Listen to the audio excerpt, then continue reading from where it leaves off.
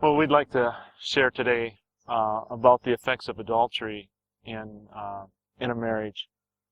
Um, we've been married 23 years now, and seven years into our marriage, we were we're dry in our relationship here because at the beginning of our marriage, we committed to each other and we desired our children to have good children. So we were really pouring into our children, and we're doing nothing for each other, taking care of our relationship here. We were very tired. And what also was a huge factor was that we had lived pretty loose lifestyles, very loose lifestyles, and brought a lot of baggage into our marriage. So we were hurting people and not really realizing why. Wanted a good marriage, like Jerry said, wanted good kids. And so we just thought it was going to happen after we got married. But when we got married, it didn't work out and pan out the way we hoped and thought. We were hoping good stuff was going to come out when we got married, but a lot of other things came out that was surprising. So 3 years into our marriage, there was a real cold relationship here between us because we weren't pouring into it. I went out of town to do work, and I had an affair, and I repented to God, but I was afraid to share it with Nancy, and so it wasn't into our 7th year marriage when we actually did a marriage class to try to help our communication problems. We thought communication was the issue, but really we discovered it was only a symptom that that underlying things were in need of help. Like I said, our past. So through that class, we were able to first understand what God's heart was for marriage in covenant, and our eyes were really open, and it was like, wow. God is really has an incredible desire for a husband and wife, and a commitment, and not only a commitment between us, but that there would be help for each one of us from God. And so that was just a huge revelation for Nancy and I.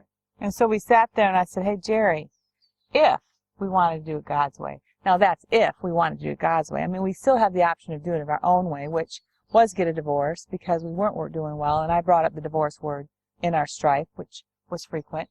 And really irritated I said, me. but if we want to do it God's way, we're going to have to see that this is for life. And there's another avenue, another way to go.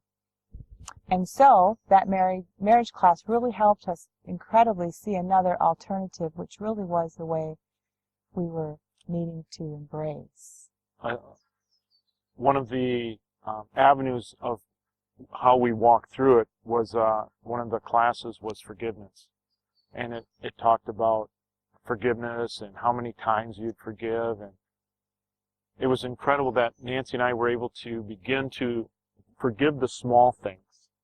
And what it did is it opened a communication between us that we didn't have. We didn't have the intimate conversation with one another. And it allowed us to begin to trust the other one with the other one's heart. And it was a safe place, which we had not discovered yet.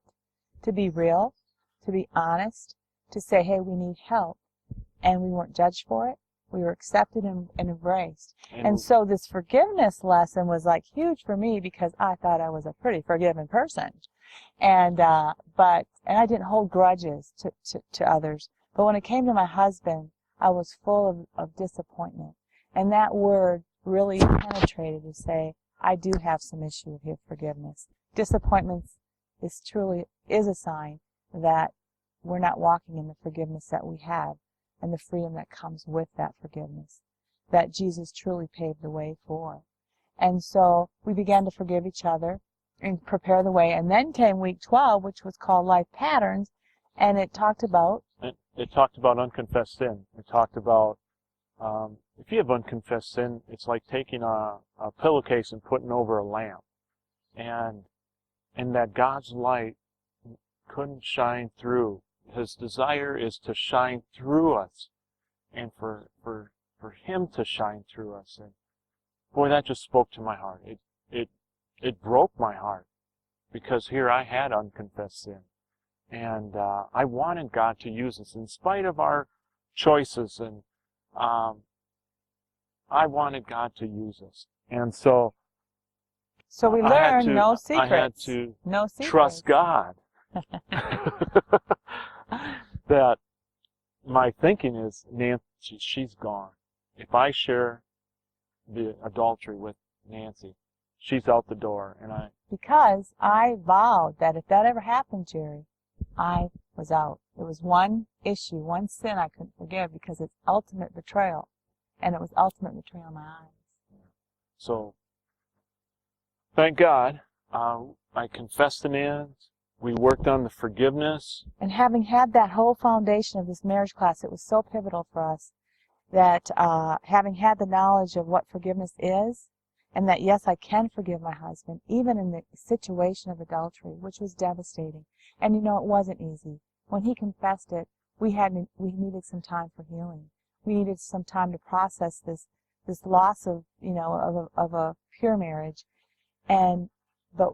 But what was so profound was God's grace.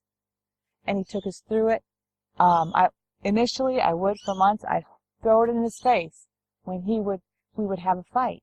And I'd bring it back up, even though I had confessed forgiveness. Well, one day, it was probably a few months after the confession, I drove off mad and hot, and I was driving down the road, and I thought, wow, I didn't bring it up this time. To me, that was victorious, you know. And God said to me, Nancy, that's what it's like to forgive and forget. I'll forget to hold it against him, throw it in his face. To me, that was a sign that healing is happening. And I embraced those moments. Those moments were so full of hope. And yes, forgiveness happened. And not only that, after that confession, we went through a honeymoon period of physical intimacy where we ministered to each other like never before.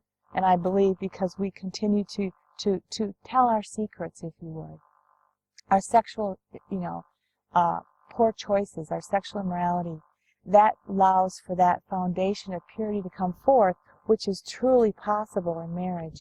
I am crazy about my husband. After all these years and after all that we've been through, I'm truly crazy.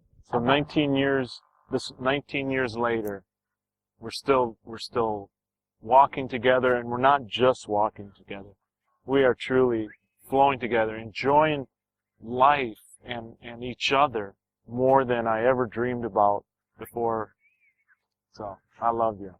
And I agree.